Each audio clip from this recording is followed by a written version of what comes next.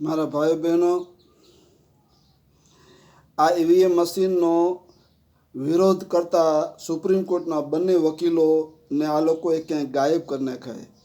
ભાનુ પ્રતાપસિંહ અને મહેમૂદ પ્રાચા સાહેબ આ બંને સુપ્રીમ કોર્ટના ખૂબ જ સુપ્રસિદ્ધ એડવોકેટ હતા અને ઈવીએમ મશીનનું એમણે જોરદાર એક અભિયાન ચલાવેલું કે આ ઈવીએમ મશીનને રદ કરો અને બેલેટ પેપરથી ચૂંટણી લાવો. પરંતુ સુપ્રીમ કોર્ટે આ લોકોને ના પાડી કે ઈવીએમ મશીન જલ્દી બધું રિઝલ્ટ લાવે છે.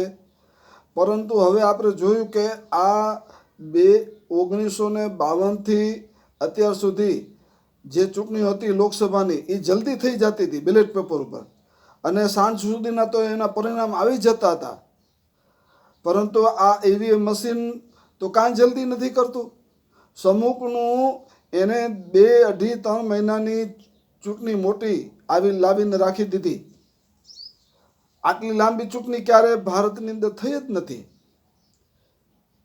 અને લગભગ 1 થી 2 ચરણની અંદર આખા ભારતની અંદર ચૂંટણી થઈ જતી 2 ચરણની અંદર કે આ એક તારીખે અડધા ભારતમાં અને બીજી તારીખે બીજા અડધા ભારતમાં અને 2 દી પછી એનું પરિણામ.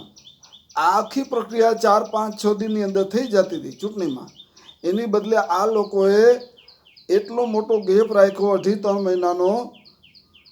અને આ ઈવીએમ મશીન તો બહુ લાંબુ ચાલે છે ભાઈ. આ બેલેટ પેપરની જે ચૂંટણી હતી એ બહુ સારી હતી. પરંતુ ચૂંટણી પંચ અને આ સુપ્રીમ કોર્ટે આ બધા જવાબદાર છે ઈવીએમ મશીનને રદ ન કરી. અને નો થવાના પાપ ઈવીએમ મશીન થકી થાય છે. જનતાને મૂર્ખ બનાવી રહી છે. ઈવીએમ મશીનના તમે બનાવ જોવો છો ને કે ઈવીએમ મશીન એવા કેટલાય ભારતીય જનતા પાર્ટીના એક ધારાસભ્યનો પુત્ર એ કીધું કે ઈવીએમ મશીન તો અમારા બાપનું છે, ભાજપનું, અમે એમાં ધારી કરીએ એવું આપણે વિડીયો પણ જોયા હતા. અને પછી પોલીસવાળાએ એ ધારાસભ્યના છોકરાને જેલમાં પૂરી દીધો. એ તો બધું દેખાડવા પૂરતું નાટક હોય. પરંતુ આ એક સાબિત થઈ ગયું કે ભાજપવાળા ઈવીએમ મશીનને પોતાનું માને છે હથિયાર. એક ખૂબ ભાજપનું અમોઘ હથિયાર છે. અને કેમ કે આ બધા સરકારી અધિકારીઓને ખબર પડી ગઈ છે કે આ ઈવીએમ મશીન આપણે હથિયાર જો હેઠું મૂકી દેશું તો આપણા બધાનો ઘરો લાડવો થઈ જશે. એટલે જ્યાં સુધી આપણો બચાવ થાય આ ઈવીએમ મશીન દ્વારા ત્યાં સુધી આપણે બચીને ચાલીએ અને સામેવાળી પાર્ટીને સરકાર બનાવવાનો કોઈ મોકો જ ન આપી આ ઈવીએમ મશીનના હથિયારથી. અને આ પાપ થઈ રહ્યું છે. જો તમારામાં હિંમત હોય તો એકવાર બેલેટ પેપરથી ચૂંટણી લાવો. આ 2024માં મેં આખા ભારતનું નિરીક્ષણ કર્યું છે.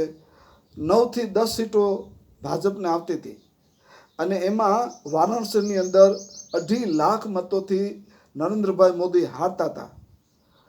સુરેન્દ્રનગરની બેઠકમાં ભાજપ હારતી હતી. ગાંધીનગરની બેઠકથી ભાજપ હારતી હતી.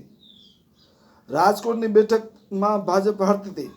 અમરેલીની બેઠકમાં ભાજપ હારતી હતી. અને બનાસકાંઠામાં ભાજપની બેઠક હારતા હતા. મહેસાણામાં અને વિજાપુરમાં ભાજપ હારતી હતી. લગભગ 20 જેટલી બેઠકો ગુજરાતની અંદર લોકસભાની ભાજપ હારતું હતું. એની બદલે ઊંધો કેમ થયો? આ ઈવીએમ મશીન છે. મારા ભાઈઓ બહેનો, ઈવીએમ મશીન જ્યાં સુધી હશે ને ત્યાં સુધી ભાજપ કોઈને જીતવા નહીં દે. અને મને કહેવાનો અધિકાર આપો, ભારતના 140 કરોડ નાગરિકો વાજ આવી ગયા છે ભાજપથી. કોઈ મત આપ્યા નથી, છતાં મત ક્યાંથી આવે છે? આને ઈવીએમ મશીનથી. બૂથ કેપ્ચરિંગ કરવાના બનાવો બને અને ઈવીએમ મશીનો ઉઠાવી જાય, પોતાના ઘરે રાખે ભાજપવાળાઓ. વિચાર કરો, હવે કોઈ વિપક્ષવાળા જીતે ન જીતે. શક્તિસિંહ ગોહિલ સાહેબને મેં કીધું કે તમે આ ઈવીએમ મશીનનો બહિષ્કાર કરો અને જ્યાં સુધી ઈવીએમ મશીન રહીએ ને ત્યાં સુધી કોઈ પણ વિપક્ષવાળા ચૂંટણી ન લડે અને એનો જોરદાર બહિષ્કાર કરો.